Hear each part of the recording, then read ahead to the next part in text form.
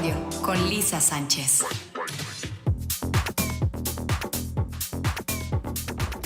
Mi querida Lisa Sánchez, hasta que se me hace platicar contigo, directora de México Unido contra la Delincuencia. ¿Cómo estás? Muy bien, con muchísimo gusto de saludarte, Omar. ¿Cómo estás? Querida Lisa, luego de 3 años que estuvieron a la baja, 3 años consecutivos, 2024 los homicidios repuntaron, esto con base en información del INEGI.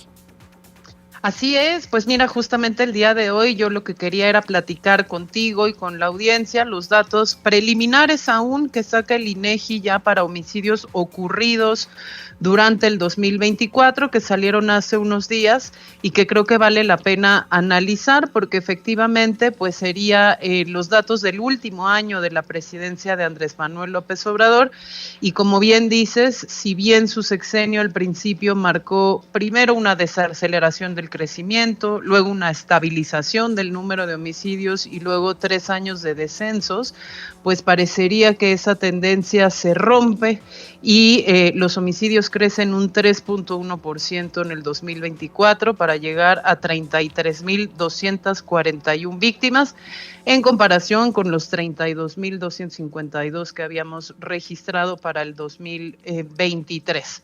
Entonces, si quieres, le entramos un mínimo de particularidades a qué nos dice esta información. Por favor. Buenísimo. Pues mira, fíjate, lo primero es que seguimos teniendo un fenómeno de homicidios tremendamente concentrado, siempre son casi todos los años han sido las mismas entidades, entonces pues nuestro top de estados más violentos sigue siendo Guanajuato, Estado de México, Baja California, Chihuahua y Jalisco. El más es Guanajuato, que en un solo año registró 4,015 homicidios. Sin embargo, hay unas cosas que nos saltaron por acá porque no es necesariamente el mismo patrón, y es que estados, por ejemplo, como Aguascalientes, Campeche o incluso Tabasco, cuna del obradorismo y lugar de nacimiento del presidente Andrés Manuel López Obrador, presentaron niveles de homicidios históricos, es decir, los registros más altos desde que estos se miden en 1990 con la metodología del INEGI. Ejemplo, Tabasco, ¿no? Trajo 2024 833 homicidios en el 2024, pues lo cual fue un aumento de 205% en el número de homicidios que traía Tabasco con respecto al año anterior.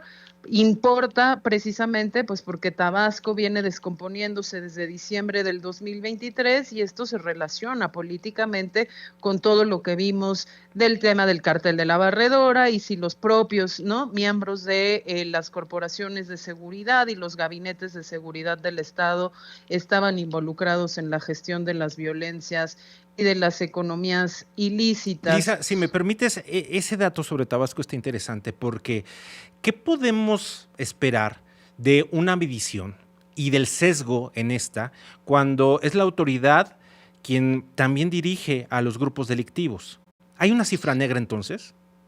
Fíjate que en el caso de homicidios y particularmente en los homicidios que reporta el INEGI, las fuentes de información son bastante más fidedignas porque incluyen los reportes de médicos legistas confrontados no solo con los datos de las fiscalías, sino también con la base de datos de la Secretaría de Salud. Entonces, en ese sentido, para el caso de los registros de homicidio, el subregistro es menor que los subregistros que se pueden encontrar, por ejemplo, solo en los datos de las fiscalías, que son los que nos presenta el Secretariado Ejecutivo del Sistema Nacional de Seguridad Pública.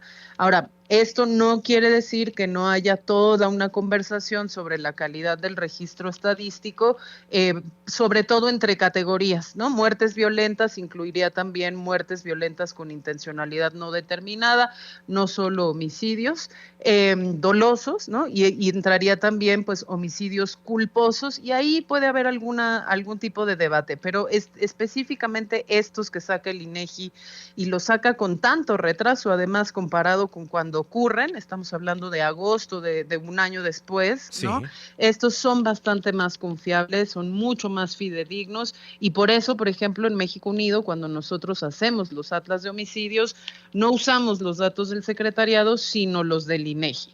Entonces, aquí sí estaríamos viendo, digamos, un reflejo fidedigno más o menos de cómo está la situación del homicidio en los estados y por eso preocupa tanto, ¿no? Que justo estados como Tabasco, donde se había descompuesto absolutamente la situación y los equilibrios criminales, traiga este tipo de aumentos. Lo mismo que Sinaloa. Sinaloa no extraña, recordemos que pues toda la crisis de seguridad en Culiacán se desata después de la captura de miembros del cártel de Sinaloa. Son 3 meses que mide, digamos, el 2024 de ese conflicto, de la misma manera que nos llama, por ejemplo, la atención un incremento del 31% en los homicidios ocurridos en 2024 en la Ciudad de México.